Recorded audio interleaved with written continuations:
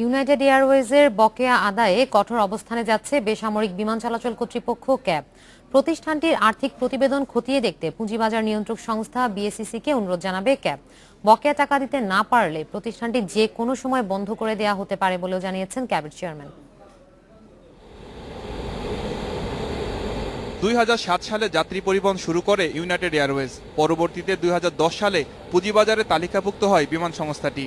গেল অর্থবছরের আর্থিক প্রতিবেদনে 55 কোটি টাকা মুনাফা দেখিয়েছিল তারা। চলতি অর্থবছরের প্রথম 6 মাসেও প্রতিষ্ঠানটির কর পরবর্তী মুনাফা দেখানো হয়েছে 28 কোটি টাকা।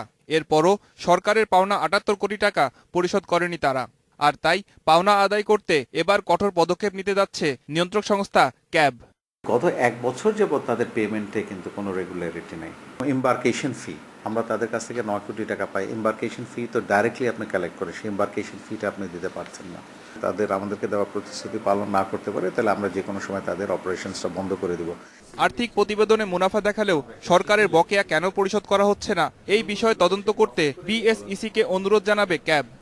মার্কেট থেকে টাকাটা তোলার জন্য সে তো প্রফিট দেখিয়েছে সিকিউরিটি এক্সচেঞ্জ কমিশনে, এবং তাহলে সেই প্রফিটটা গেল কোথায়? যেহেতু তারা আমাদের এত কোটি টাকা বকেয়া রেখেছে এবং এই ক্ষেত্রে সিকিউরিটি এক্সচেঞ্জ কমিশনের একটা ইন্টারনাল অডিট তাদের হওয়া উচিত স্পেশালি আমি মনে করি, এবং সেই ক্ষেত্রে আমি একটা আবেদনও করব।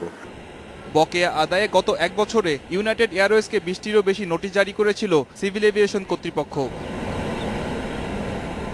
Moshiur Rahman, independent news, Dhaka.